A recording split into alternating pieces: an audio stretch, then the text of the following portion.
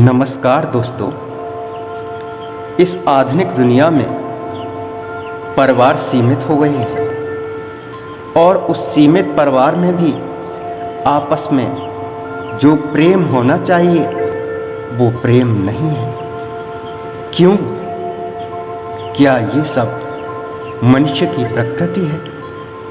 यदि प्रकृति है तो प्रकृति से ही क्यों न सीखा जाए कि प्रेम, विश्वास, आस्था, नियम ये कैसे बनाए रख सकते हैं। तो जानते हैं, वीडियो को अंत तक देखें, एक एक शब्द को, एक एक तस्वीर को गौर से देखें तो समझ में आएगा कि हम किस दिशा में जा रहे हैं, हमको क्या करना चाहिए।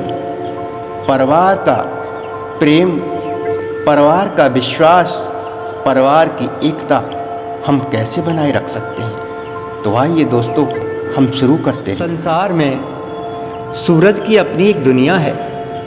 सूरज से बाहर भी हजारों लाखों की संख्या में दुनिया है। अपनी धरती की भी अपनी एक दुनिया है। धरती की दुनिया में चांद है, परंतु चांद की भी अपनी एक दुनिया है। ठीक इसी प्रकार संसार में जितने व्यक्ति हैं उनकी उतनी ही दुनिया है। इसे समझने के लिए एक बच्चे के दिमाग से सोचते हैं। एक बच्चा अपनी माँ की दुनिया में आया। धीरे धीरे उसने उम्र के अनुसार एक अपनी दुनिया को बनाया। उस बच्चे की दुनिया में प्रेमी अथवा प्रेमिका आई। यह बच्चा पहले माँ की दुनिया में था, अब वह माँ की दुनिया से निकलकर अपनी दुनिया का निर्माण कर चुका है। अब माँ को अपनी दुनिया छोड़कर बच्चे की दुनिया में जाना होगा। दोस्तों, यहाँ पर बच्चे के नहीं चाहने पर भी बच्चे का अपना एक दुनिया बन जाता है। वही बच्चे आगे चलकर माँ बाप बनते हैं और उनके बच्चे अपनी नई दुनिया का निर्माण करते हैं। यहाँ पर माता पिता को बच्चे की दुनिया में एडजस्ट करना ही पड़ता है। ये सत्य है कि बच्चे की दुनिया बनाने के लिए माँ बाप ने ही सहयोग किया था। प्रेमी और प्रेमिका में भी अक्सर ऐसा ही होता है। सांसारिक दृष्टि से देखें तो प्रेमी और प्रेमिका मिलकर अपनी एक नई दुनिया का निर्माण करते हैं। दोनों की दुनिया एक होने के बाद भी उनके बीच यदि ऐसा हो, दोनों के एक होने के बाद भी यह दोनों की दुनिया अलग अलग है, तो फिर दो दुनियाओं का एक साथ रहना मुश्किल होता है, क्योंकि यहाँ पर दोनों का केंद्र अलग अलग होगा। उदाहरण के लिए समझें कि पृथ्वी की दुनिया में चांद है। चांद दूर रहकर भी पृथ्वी के साथ ही है, परंतु यहाँ पर दोनों में एक निश्चित दूरी है। अक्सर प्रेमी और प्रेमिका इस प्रकार की दूरी बर्दाश्त नहीं कर पाते हैं। दोनों के अंदर यह दुनिया अलग अलग होगी तो उस परिस्थिति में दोनों एक नहीं हो सकते। तो दुनिया को साथ चलने के लिए यहाँ दोनों को सोचना होगा। एक को पृथ्वी बनना पड़ेगा और दूसरे को चांद, तभी जाकर दोनों एक दूसरे की दुनिया में रह सकते हैं। दोनों ही एक दूसरे के संपर्क को कायम रख सकते हैं। यहाँ पर यदि गलती से पृथ्वी अपना खिंचाव कम कर दे तो चांद किसी और की दुनिया में प्रवेश कर जाएगा। यही परिस्थिति चांद के लिए भी है। यदि पृथ्वी ने अपना खिंचाव कम कर दिया तो चांद कहीं भटक जाएगा। फिर तो पृथ्वी के बस में भी नहीं होगा कि वह चांद को अपनी दुनिया में रख सके।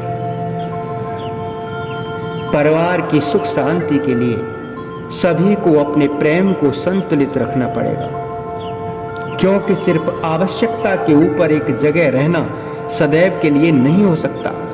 सिर्फ आवश्यकता के ऊपर टिका हुआ प्रेम आवश्यकता के साथ बदलता रहता है। पारिवारिक प्रेम बनाए रखने के लिए यदि एक दूसरे में त्याग की भावना न हो तो एक साथ सबको बने रहना असंभव है। आपस में साथ रहने के लिए सभी को कुछ न कुछ अपनी खुशियों का त्याग करते रहना पड़ेगा। आपस में खुशियों का त्याग न हो तो परिवार में सदैव के लिए सुख शांति नहीं हो सकती। पारिवारिक सुख शांति में आपसी प्रेम बहुत बड़ा अपना रोल अदा करता है। जब परिवार धीरे धीरे बड़ा होने लगता है, जब परिवार के व्यक्ति एक उम्र से दूसरे उम्र में प्रवेश करते हैं, तो धीरे धीरे वे एक दूसरे से दूर होते चले जाते हैं। एक समय प्रेमी और प्रेमिका एक दूसरे के लिए जान देने को तैयार होते हैं, परंतु आगे चलकर एक दूसरे के लिए एक छोटा सा अपनी खुशी का भी त्याग नहीं कर पाते। एक माँ अपने बच्चे के लिए अपनी हर प्रकार की खुशियों का त्याग करती है और आगे चलकर वही पुत्र अपनी माँ के लिए एक छोटी सी खुशी को भी त्याग नहीं कर पाता। यहाँ देखा जाए तो दोषी कौन है? गहनता से देखा जाए तो दोषी कोई नहीं। क्यों? यह प्रकृति है और प्रकृति में सब कुछ बदल रहा है। जब व्यक्ति जवान होता है उस समय उसके अंदर दुनिया को देखने का अलग ही नजर होता है। वह बच्चा जैसे जैसे बड़ा होता है, जैसे जैसे उम्र की ऊंचाई को बढ़ता है, वैसे वैसे उसका नजर भी बदलता है। व्यक्ति के सोच का केंद्र बदलता है, व्यक्ति के सोच का आधार बदलता है। करीब से देखें तो यहाँ दोषी कोई नहीं है, सभी अपने प्रकृति के गुलाम हैं।